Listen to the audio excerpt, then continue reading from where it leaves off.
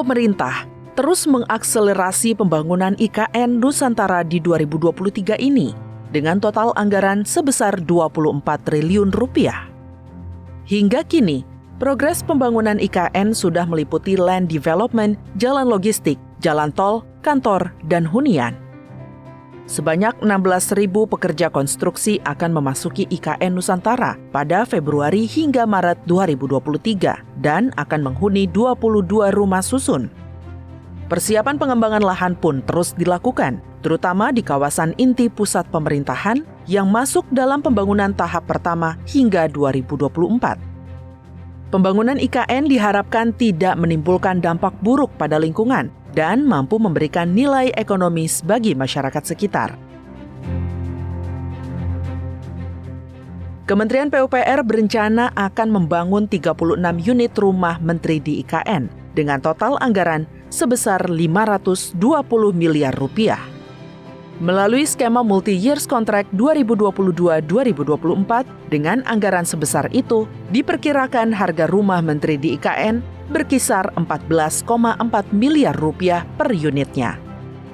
Menanggapi rencana tersebut, anggota Komisi 5 DPR RI Muhammad Aras menilai urgensi pembangunan rumah menteri di IKN belum menjadi prioritas. Menurutnya, pemerintah harus mendahulukan pembangunan infrastruktur ketahanan pangan di daerah penyangga IKN. Iya sih, kalau mendengar namanya saja rumah untuk para menteri senilai 14 miliar, ya ini kan kita lihat bahwa kemanfaatan dan kegunaannya dulu. Ya tentu yang jadi prioritas adalah bagaimana seluruh infrastruktur untuk kebutuhan publik itu dipenuhi. Ya setelah kebutuhan publik ini terpenuhi, barulah kita untuk kebutuhan-kebutuhan pendukung, termasuk perumahan menteri, termasuk kalau misalnya anggota DPR juga mau difasilitasi, ya saya pikir ya itu sebagai pejabat negara wajar-wajar saja.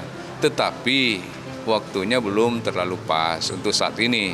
Sementara kita mengupayakan anggaran yang ada betul-betul untuk mendukung infrastruktur yang akan segera direalisasikan di sana. Anggota Komisi 5 DPR RI Suryadi Jayapurnama juga menyoroti satuan harga yang tidak wajar dalam pembangunan rumah jabatan menteri dan pembangunan rumah susun untuk ASN. Semestinya, besarnya biaya barang dan jasa harus disesuaikan dengan standar yang telah ditetapkan pemerintah. Kalau kita lihat kebutuhan real dari masyarakat kita pasca pulih dari pandemi, tentu yang dibutuhkan adalah bagaimana meningkatkan kesejahteraan, pembangunan itu harus berbasis padat karya gitu ya. Nah, tetapi anggaran yang untuk 2023 dan di akhir 2022 memang cukup besar terserap untuk pembangunan IKN. Salah satunya adalah pembangunan rumah dinas menteri dan juga untuk istana. Bahkan nilai satuan untuk per unit dari rumah menteri ini juga cukup besar ya, nilainya belasan miliar. Dan saya kira ini nanti perlu kita dalami gitu supaya standar protokoler rumah jabatan menteri itu, menteri atau pimpinan lembaga dan kementerian ini seperti apa supaya itu sesuai dengan mekanisme dan peraturan perundang-undangan. Gitu. Besarnya biaya pembangunan IKN juga masih menjadi perhatian utama dari DPR RI karena sejauh ini masih menggunakan APBN. Minimnya investor yang masuk ke proyek IKN menjadi pertanyaan besar.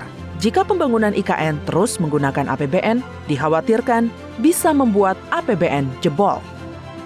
Ada beberapa alasan mengapa saat ini sulit sekali mencari investor. Pertama, Indonesia sedang memasuki tahun politik dan berdasarkan pengalaman, para investor masih cenderung menunggu kepastian politik sebelum menggelontorkan dana. Kedua, pembangunan IKN dilakukan saat pertumbuhan ekonomi dunia sedang melambat. Dan yang terakhir, belum adanya payung hukum yang jelas terkait pembiayaan IKN.